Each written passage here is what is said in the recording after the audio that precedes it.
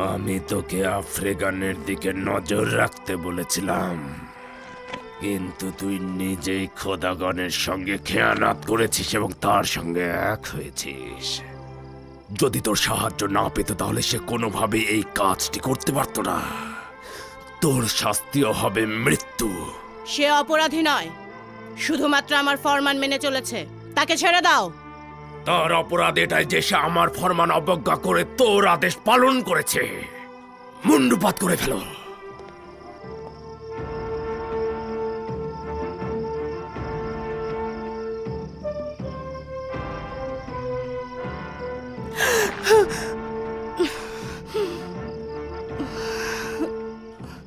ও খেয়ানতে পরিণাম ভোগ করেছে, এবার তোর পালা। তুই খোদাগণের আগুনে জ্বলে পড়ে মরবি। আমাকে মৃত্যুর ভয় দেখিও না।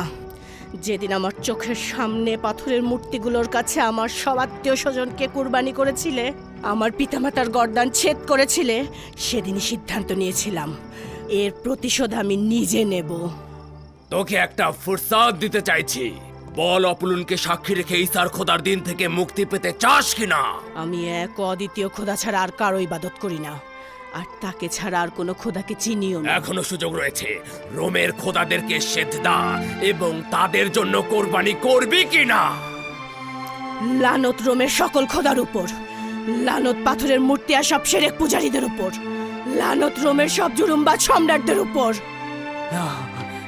না, হে খোদা, আমার এই কোরবানি কবুল করুন। আম্মাজান, আম্মাজান, আমার আম্মাজানকে ছেড়ে দাও। কন্যা আমার হেলেন।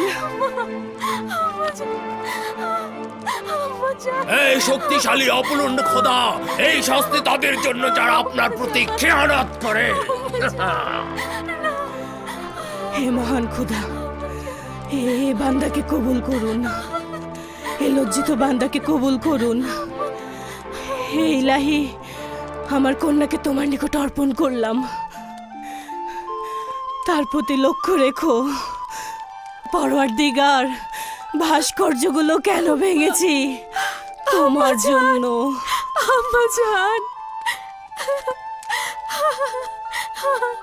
তিনি আমার চোখের সামনে আগুনে পড়ে মরলেন আর আমি কিছুই করতে পারলাম না। হে পরওয়ারদিগার, তার আত্মাকে মরিয়াম মুকাদ্দেসের সঙ্গে মোলাকাত করিয়ে দাও। তিনি বীর রমণী ছিলেন। আমি এখন আপনাকে নিয়ে ভীষণ চিন্তিত। একদিন না একদিন উনি তো আপনার সম্পর্কে অবশ্যই জানতে পারবে। আমি একটা ভয়ঙ্কর স্বপ্ন দেখেছিলাম। জানি না খোদা তাআলা আমার ভাগ্যে কি লিখে রেখেছেন। আমি আপনাকে নিয়ে ভীষণ ভয় পাচ্ছি। তুমি অযথা দুশ্চিন্তা করো না, চিন্তা করো না। যা কিছুই ঘটুক না কেন, আমরা একসঙ্গে মোকাবেলা করব। গতরাতে স্বপ্নে দেখেছি দাগিয়ানুস আপনাকে হত্যা করেছে, কিন্তু আপনি জীবিত হয়ে উঠেছেন।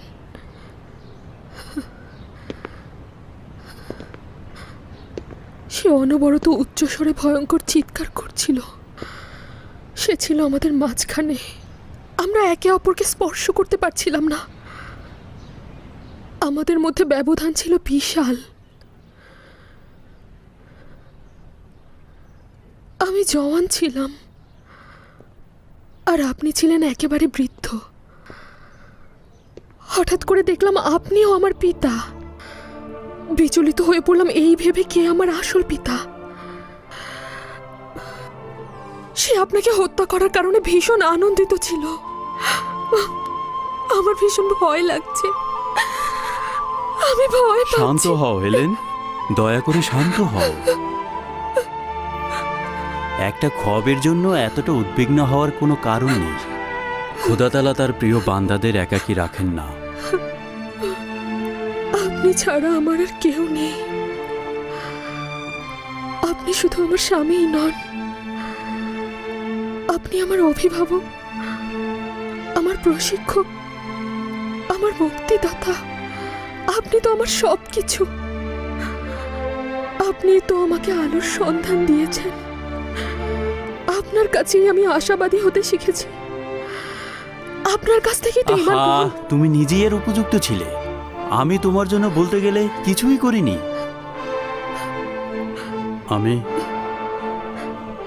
আমি তোমার জন্য গর্বিত।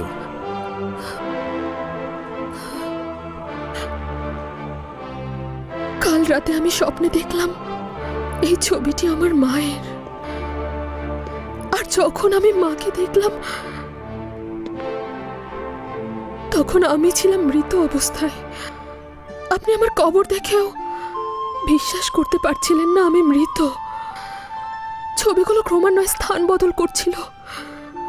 এখন তো আমি এই ছবিগুলো দেখেও ভয় পাচ্ছি। এত চিন্তা করছো কেন?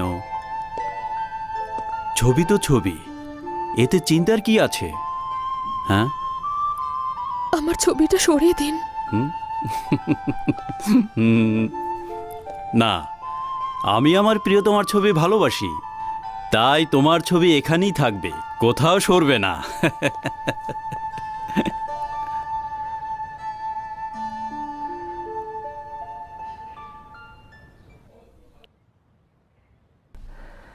আমরা সংখ্যা খুবই নগণ্য, তবে আমাদের উচিত এই স্বল্প শক্তিকেই কাজে লাগানো এবং দিনের পথে আমাদের আরও অধিক প্রশিক্ষণ নেয়া। হজরত ঈসা মসীহর দিনের প্রতি লোকজনকে আরও বেশি আকৃষ্ট করানো। আর কতদিন দিনের পথে লোকদেরকে দলে দলে মেরে ফেলা হবে? আমরা আর কতদিন নীরব থাকব? আমার বিশ্বাস হচ্ছে যে এই দুনিয়াতে তোমরা যে কষ্ট ও নির্যাতন সহ্য করবে তা আল্লাহর দরবারে ইবাদত হিসাবে গণ্য হবে। আপনি যদি লোকজনকে ওই হুকুমতের বিরুদ্ধে বিদ্রোহ করতে উৎসাহ না দেন, তবে ঈসার অনুসারী এবং রোমানদের মধ্যে কোনো বিরোধীরই সৃষ্টি হবে না। আচ্ছা, হজরত ঈসা মসীহকে জালেমদের কাছে মাথা নত করতে নিষেধ করেনি? আপনার কোনো হক নাই মানুষের জান এইভাবে বিপদে ফেলার। হজরত ঈসা মসীহ তার মাথা উঁচুতেই রেখেছিলেন, কিন্তু তাই বলে এইভাবে নয়। অতএব এমন কিছু করা ঠিক হবে না যাতে আমরা আমাদের নিজেদের বিপদ নিজেরাই ডেকে আনি। খোদা তাআলা নিজের কুদরত তার পয়গম্বর ও অলি আউলিয়াদের উপর অর্পণ করেছে।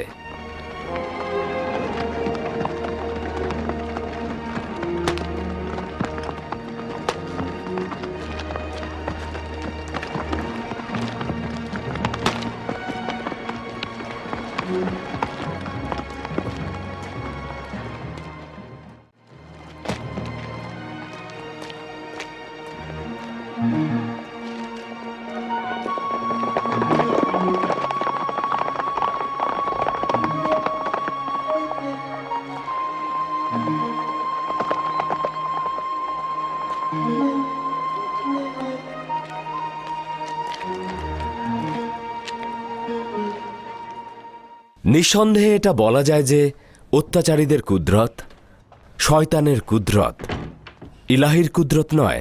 আচ্ছা, হজরত ইব্রাহিম ও নমরুদ, হজরত মুসা ও ফেরাউন, অথবা হজরত ঈসা ও হিরুদের কুদরত কি এক? সালাম খোদার আউলিয়া। সালাম, খোশ আমদেদ গালুজ। খোদা আপনার সহায় হন। আমাদের নেতা ম্যাক্সিমেলিয়ানুস কি করছেন? তিনি তো আমাকে এখানে পাঠিয়েছেন, বলেছেন আপনার অবস্থানের কথা ফাঁস হয়ে গেছে, যত দ্রুত সম্ভব আপনার এখান থেকে চলে যাওয়া উচিত। তার মানে বিপদ তো একেবারে কাছাকাছি। জনাব ম্যাক্সিমেলিয়ানুস অযথা হুঁশিয়ারি করেননি। জলদি করুন, সময় অপচয় করা ঠিক হবে না।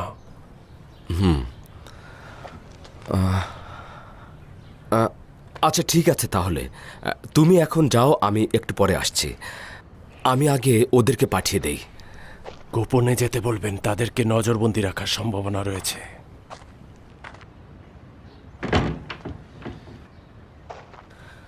ভাইরা আমার, এই মাত্র খবর এসেছে এই জায়গাটি আর মোটেও নিরাপদ নয়। আমাদের সবাইকে অতি সত্বর নীরবে এই জায়গাটি ছেড়ে চলে যেতে হবে। 3 দিন পরে শহরের বাইরের কবরস্থানের পাশে আমরা সবাই মিলিত হব। এখন আপনারা যান।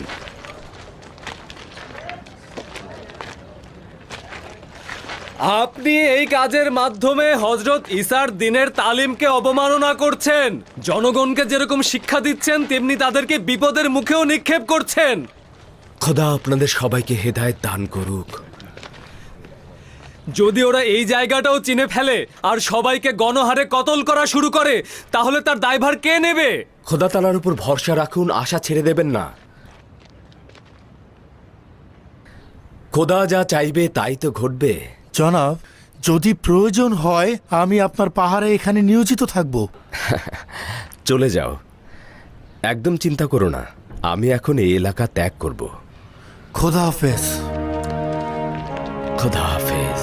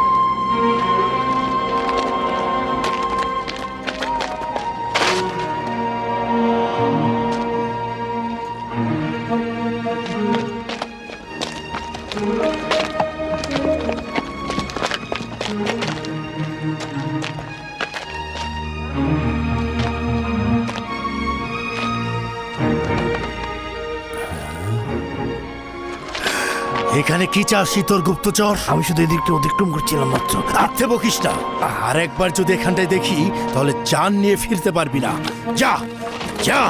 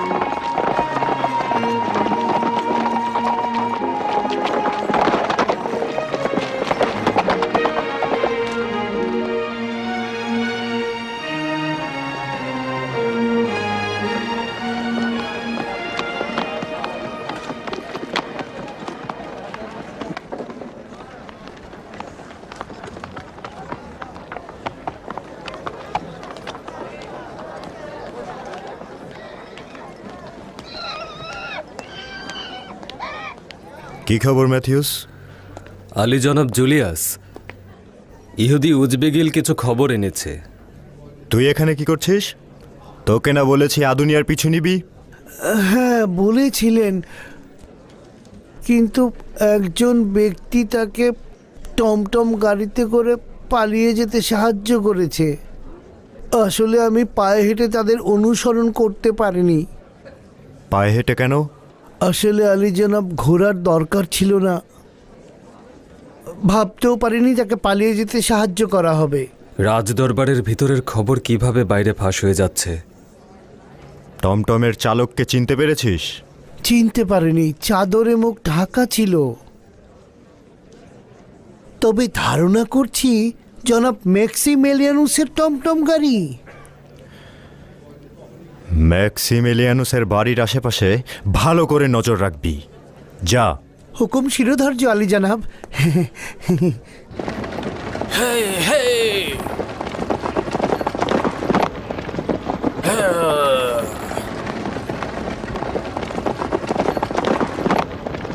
সূর্যাস্তের পূর্বেই শহরে ফিরতে পারবো, চিন্তা করবেন না, এখনো অনেক সময় রয়েছে।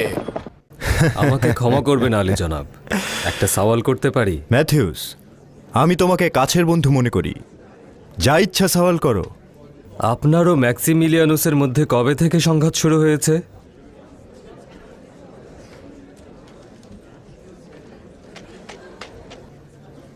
তোমাকে বিশ্বাস করি তাই বলছি।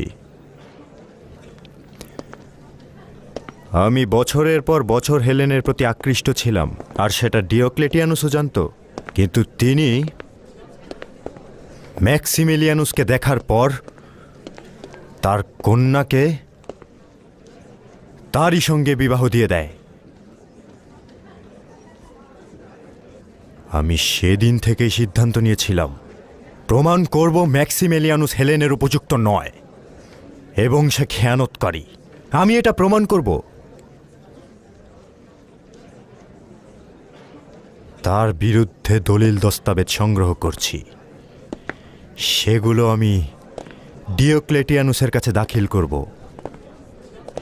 যদি তিনি পাত্তা না দেন, তবে সেই দলিল আমি সম্রাট হাদেরিয়ানুসের কাছে দাখিল করব। কেন জনাব ডিওক্লেটিয়ানুস ও বানু হেলেন ম্যাক্সিমিলিয়ানুসকে আপনার থেকে বেশি প্রাধান্য দিয়েছিলেন? এটা তার প্রভাব বিস্তারের সুবিধার জন্য। ম্যাক্সিমিলিয়ানুস রোমের বিচারক পরিবারের সন্তান, আর আমি রোমের প্রাচীন একজন সেনা অফিসারের সন্তান। আচ্ছা বলো তো, কে তার হুকুমত সবচেয়ে ভালোভাবে দেখাশোনা করতে পারত? দুঃখিত আলী জনাব। যাই।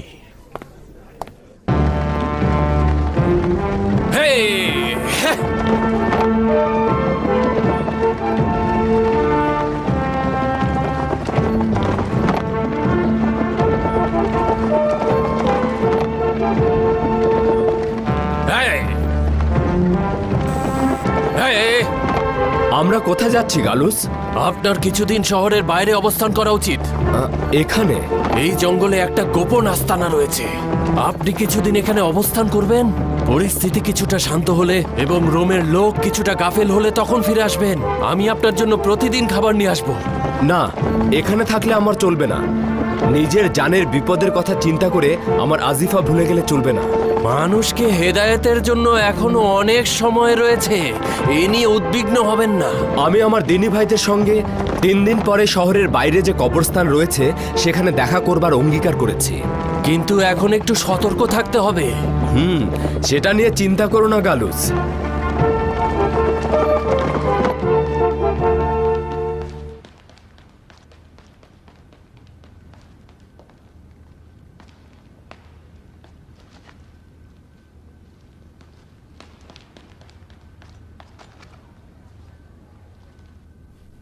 আমার কিছু কথা শোনা কি সম্ভব?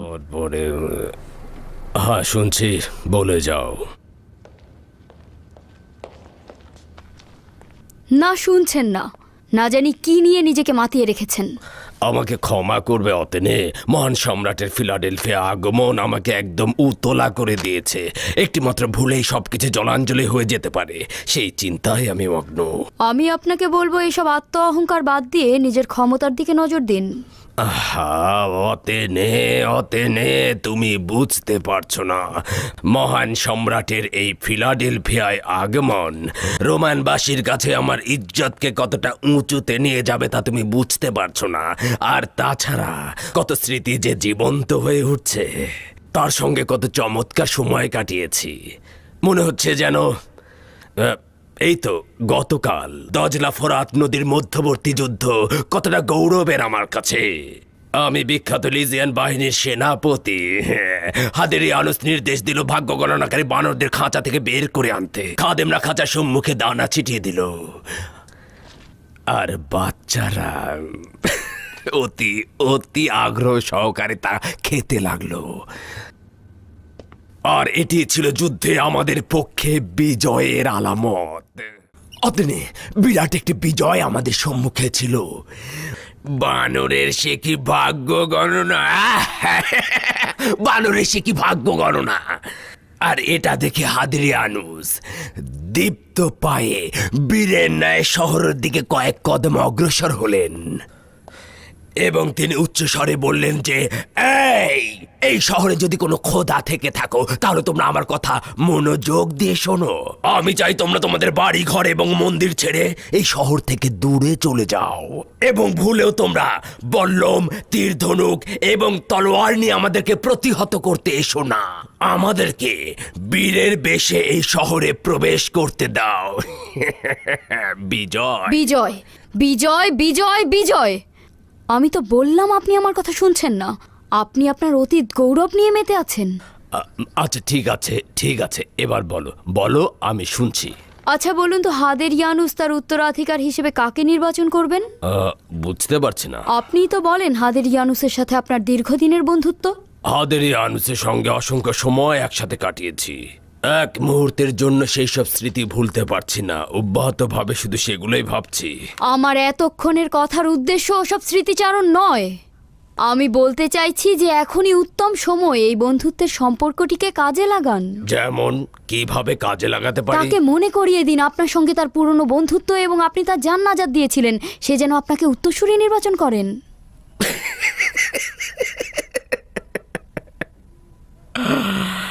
বুঝেছি তুমি কি বোঝাতে চাইছো এতক্ষণ ধরে। যদিও অনেক উচ্চাকাঙ্ক্ষা, তবুও চেষ্টা করে দেখা যেতে পারে, যদি জরুরি কিছু নয়। এটিকে আপনি উচ্চ আকাঙ্ক্ষা বলছেন? আপনার যোগ্যতা সম্পর্কে কি আপনার কোনো সন্দেহ রয়েছে, নাকি তার বন্ধুত্বে? কোনো সন্দেহ নেই, যদিও রোমের মজলিসের ব্যক্তিবর্গ নিয়ে সন্দেহ রয়েছে। আমি জানি যদি হাদেরিয়ানুস রাজি হয়েও থাকে, কিন্তু তারা কখনোই রাজি হবে না। কিন্তু অন্ধকারে তীর ছুঁড়ে তো একবার দেখা যেতে পারে নাকি? আপনি কি ভাবতে পারছেন ব্যাপারটা কি উপভোগ্য হবে? রোমের সবচেয়ে শক্তিধর নারী হব আমি, এটা মাথা থেকে কিছুতেই ঝেড়ে ফেলতে পারছি না।